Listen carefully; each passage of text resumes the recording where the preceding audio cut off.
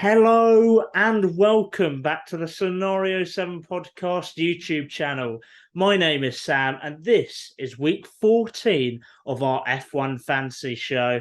In this episode, we'll be looking back at how we did in Hungary, talking about price changes and looking ahead to this weekend's Belgian Grand Prix, going through Matt's team and any alternatives he might look to swap in before the deadline. But before anything else, let's introduce our fancy expert, the man that has been holding down the ship while I was away on holiday, Mr. Matt Collier. Matt, how are you doing, mate?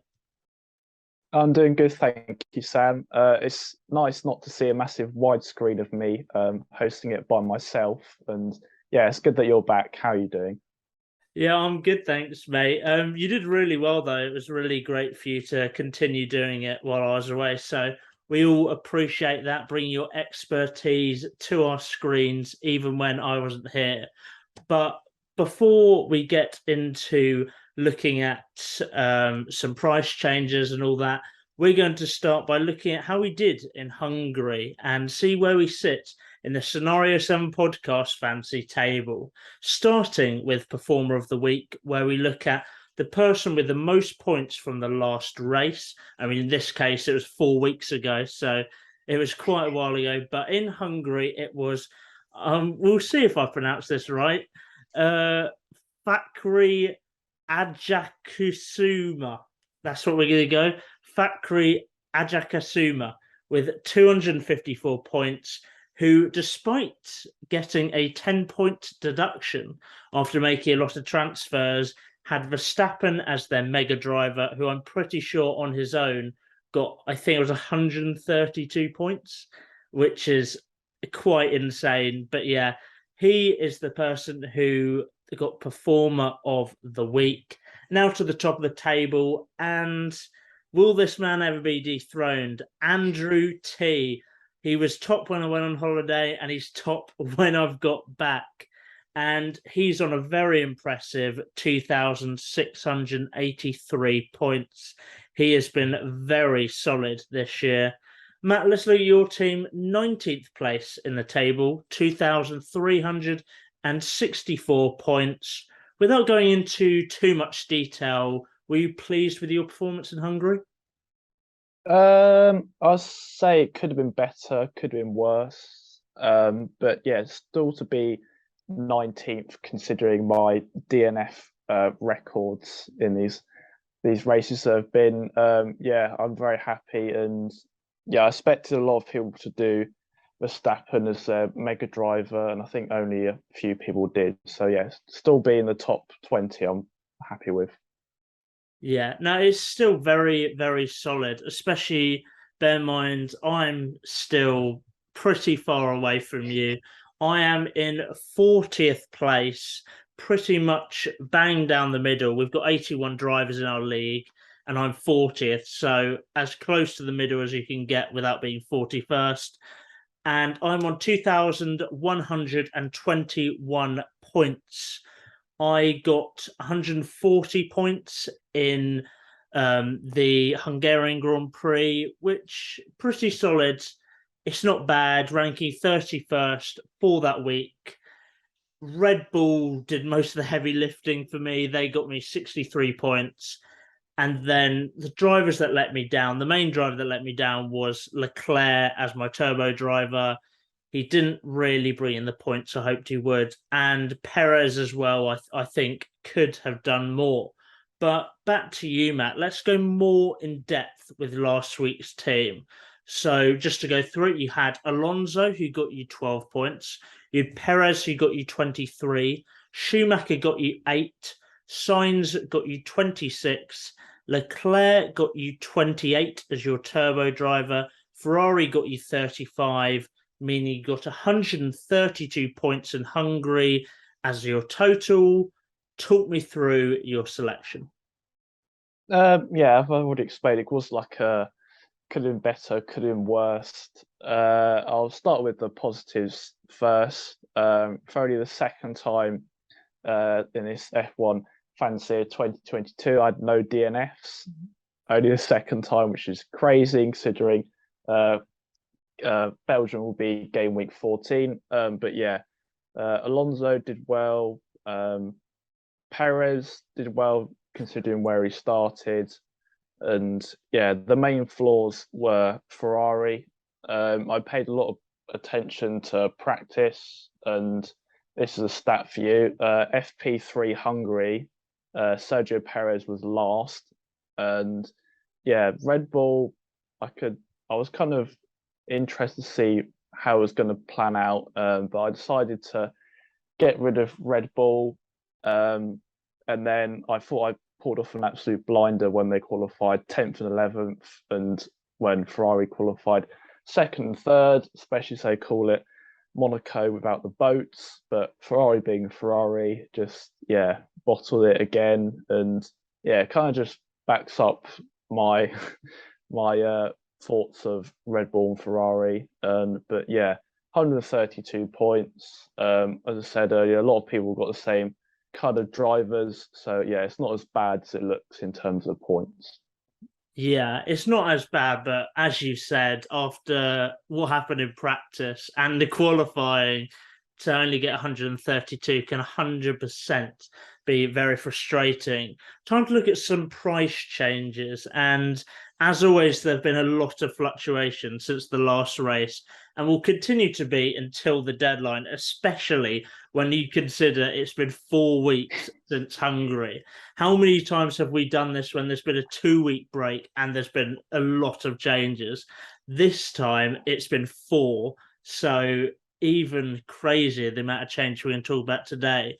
But what we talk about is the prices at the time of recording and are likely to change. So we always need to preface this with that. Let's start with the drivers. Matt, what changes stand out to you? Yeah, you got to bear with me this week because there's 20 changes. There's been a very, very long summer break. There's no such thing as a summer break in F1 fantasy. I'm about to go through all these drivers and constructors. But first up, Lewis Hamilton has gone from 30.1 up to 30.6 million, an increase of 0.5. Russell's gone from 24 million down to 23.8 million, a decrease of 0.2. Leclerc's gone from 18.8 million down to 18.7 million, decrease of 0.1. Sergio Perez has gone from 18.2 million down to 17.9 million, a decrease of 0.3. Daniel Ricciardo has gone from 14.1 up to 14.2 million, an increase of 0.1. Pierre Gasly has gone from 12.9 million up to 13 million, increase of 0.1. Fernando Alonso has gone from 12.6 million up to 12.7 million, increase of 0.1. Sebastian Vettel has gone from 11.4 million up to 11.8 million, increase of 0.4. Valtteri Bottas has gone from 9.6 million down to 9.5 million, decrease of 0.1. Lance Stroll's gone from 9.2 million down to 9.1, decrease of 0.1. Yuki Tsunoda's gone from 8.3 million up to 8.4 million, increase of 0.1. One New Joe's gone from 8.2 million down to 8.1 million, decrease of 0.1. And Latifi's gone from 6.7 million up to 6.9 million, increase of 0.2. And that's just the drivers. Go have a swig of water and then go for the constructors. Yeah, that's quite a few changes. But yeah, as you said, now to the constructors, what changes have there been? There's been some bigger spikes in terms of the constructors compared to the drivers. Mercedes have gone from 13.7 million up to 34.2 million, increase of 0.5. Red Bull have gone from 33 million down to 32.6 million, decrease of 0.4. McLaren have gone from 17.5 million up to 17.8 million, increase of 0.3. Alpine have gone from 14 million up to 14.1 million, increase of 0.1. And then this is the big surprise. Aston Martin have gone from 11 million up to 11.8 million, increase of 0.8. AlphaTauri have gone from 10.1 up to 10.2, increase of 0.1. And Alfa Romeo have gone from 8.5 up to 8.6 million, increase of 0.1. And yeah, they're all the price changes at the time of recording. Yes, there's been, a few, a handful of changes. It is crazy, all the things that have changed in the last few weeks. Let's look at your team that you might be deploying for this week. And of course, we need to preface this with the fact that this is subject to change, as the deadline is not until Saturday, and practice sessions can be used as an insight into how teams will perform this weekend. First of all, before we get into your drivers, you are deploying your wildcard for this race week. Why do you feel like now is the moment to do so? Well, I mean, just look at the amount of changes I've read out.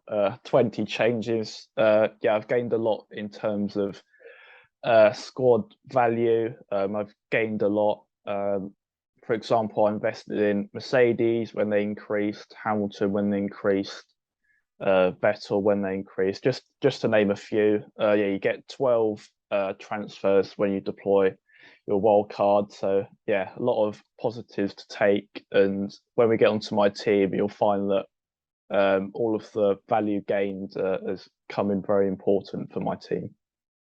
Yeah, well, let's get into that. And the first driver in your team is Esteban Ocon, coming in for his teammate Fernando Alonso, costing 12.3 million. Why have you swapped the Alpine drivers around? The very simple answer is to do with budget, but I still think Alpine, especially how Alpine doing this weekend, I think Ocon will do well. I think he did really well in the Racing Point at Belgium. So yeah, I think Ocon will do quite well, especially as Alpine looks competitive. I ideally like Alonso, but don't quite have that budget. And yeah, I think the swap's fair enough. They still look really good, both the drivers.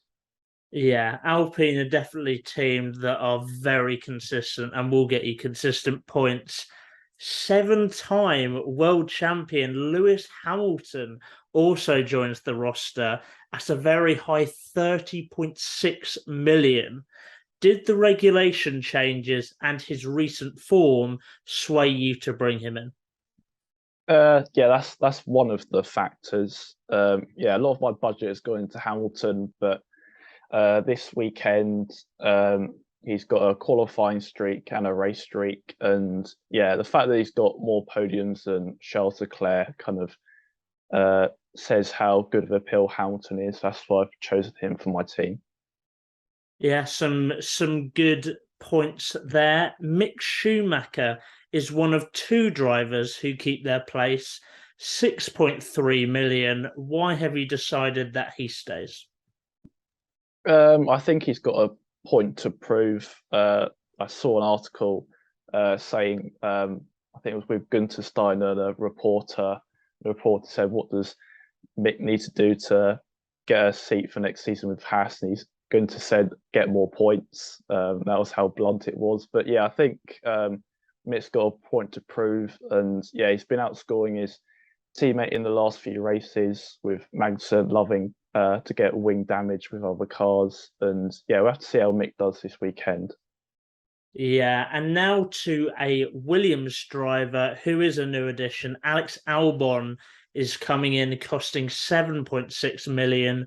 Why did you bring him in? Well, in 2019, I saw Alex Albon compete his first race in a Red Bull. He started near the back of the grid, worked his way up, did a very iconic overtake on your man Sergio Perez, putting wheels on the grass. And yeah, I think Albon quite likes this track. And yeah, depending on the weather, these regulation changes to the floor, we'll have to see how Albon does this weekend.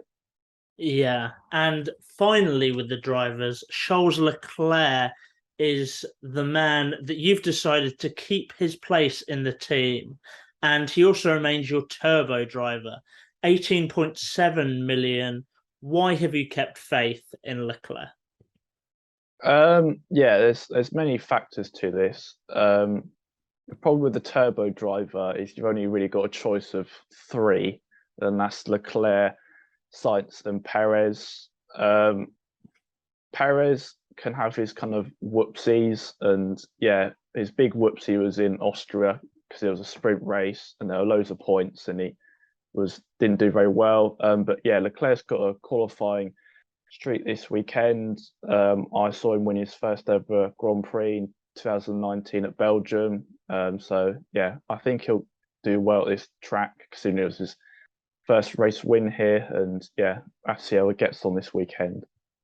Yeah, and time for your constructor. Ferrari have been replaced by Red Bull, valued at 32.6 million. Why have you decided to revert back to Red Bull?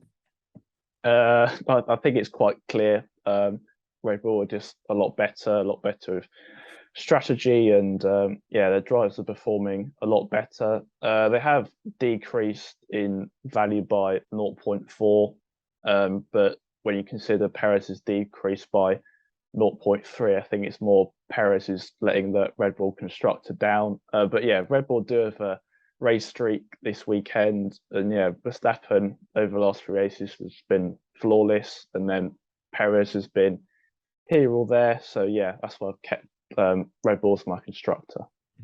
Yeah, some very interesting changes to your team. I'm looking forward to seeing how that works out for you. But now we've gone through your team, who are some alternatives that you're looking to swap in before the deadline and the people at home could potentially put in their teams? Yeah, so I'll go through three alternatives like I do on each show. I'll do one constructor and two drivers. The constructor for this weekend is Mercedes. They're currently priced at 34.2 million. They have a qualifying streak this weekend, and yeah, how they've been forming over the last few races, it's looking promising. They'll get loads of points. Onto the drivers, I've gone with Lando Norris, currently priced at 15.9 million. He's got a race streak this weekend, so he'll get an extra plus 10 if he finishes in the points. And yeah, Lando Norris is quite good at this track, I feel like, as well. And depending on the weather, he could also do well. On to the last pick, I've gone with George Russell, currently priced at 23.8 million. A brilliant result last year out at Spa. Kind of reminded me of a league race that I did.